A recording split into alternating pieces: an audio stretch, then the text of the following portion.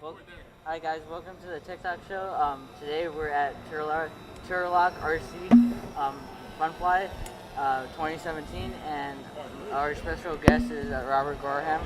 And some of you may not know him, but he's a pretty famous RC helicopter guy, and he has been flying for how many years? Oh gosh, I started RC when I was 7 years old, which is 50 years ago, but I got into helicopters when I was about 20. So Dang. you can do the math. It's Wow. been a while. It's been a while. So could you give us like a little rundown about like how you kind of got started and like what you did when you flew helicopters? Well, my dad was a aerospace engineer, and a lot of those kind of guys also do modeling, which I call modeling, radio control airplanes. More airplanes back in the day because it was a little harder to do helicopters, but he also did helicopters. And at the age of 20, he handed me a transmitter for a helicopter and asked me if I wanted to fly it, or try it, I should say. And I just had the natural ability. I was able to hover it the first time. And he was a retired engineer that had a hobby manufacturing company and asked me if I wanted to go to work for him. And I went to work building helicopter kits and answering telephones and shipping and receiving. And within a few months, I entered the U.S. Nationals, and I got lucky and I won. Yeah. It was kind of weird. I didn't see that coming. So that was kind of like the big event, like main thing back.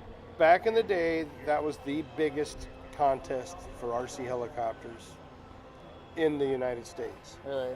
Right. And so I won that contest, and then I started doing a bunch of regional contests and traveling around, doing fun flies like this. And back then, a lot of guys needed help. Yeah.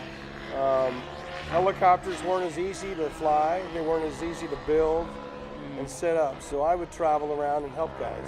That's awesome. Young people like yourself. Yeah. Because as you know, you fly, right? Yeah, I fly. If the machine's not set up right, Yeah. and if it's not built right, you're going to have a difficult time. It's not going to be reliable. It's not going to be trimmed out. So I'd go around and help guys. That's awesome. It was a lot of fun. Yeah. Anyway, I continued to do contests every year, and I won several nationals in a row. And then I think back in '85, I entered the United States World Championships team competition to try to become on the U.S. team that competes in the world stage. Yeah. And I made it. Wow. And I went to the World Championships. The first one I think was in Virginia, and then we went to Canada, and then we went to Switzerland, then we went to Australia. I've been on 4 teams, so Wow, I've been great. really lucky. That's awesome. Traveled around with Curtis Youngblood, Oh, wow. and back then, a guy named Wayne Mann and Cliff Hyatt, those are some big names, they're top pilots. So I've been very fortunate. Nice.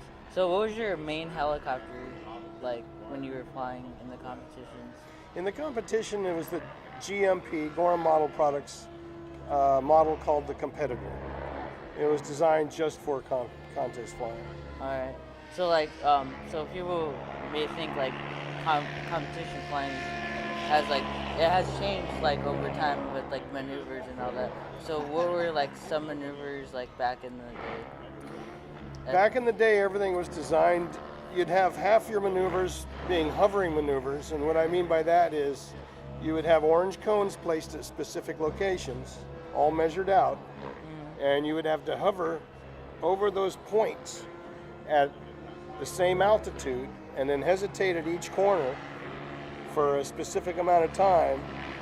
And some of the maneuvers you'd have to climb up to 30 meters and do a slow pirouette and come back down. And the judges would judge you on how precise you are straight over the cone, how precise you were with your speed, your rotation. Then you would go up and do aerobatics. Wow. And everything was designed on a grid line. For instance, center line of the contest. Your maneuver, if you're doing a roll, you'd want it perfectly inverted at the center. And while you're doing the roll, you'd want it same elevation. Wow. Anything that deviates, they would downgrade you on the scoring. Oh, that's way different compared It's to a lot that. different Yeah. than the hot dogging Yeah. style. You 3D stuff. Yeah, you do. 3D, yeah. Yeah. So kind of last question is, do you have like any advice for like new pilots or just like regular pilots? Well, I'm not sure it would help in this day and age.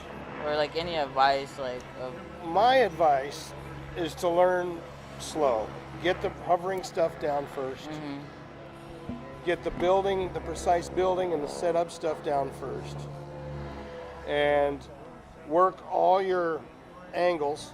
Don't just do right pirouettes or left pirouettes. Do the same amount of each. Same with TikToks. You want to do them both directions so you don't get any bad habits. yeah, So you know what I'm trying to say? yeah.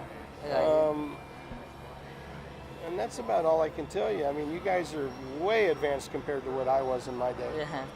You know, it's kind of fun to watch. It really is. Well, thank you for being on the show. Well, thank you. Yeah. All right. Thank Appreciate you. it, Donnie. No problem. Thank you guys.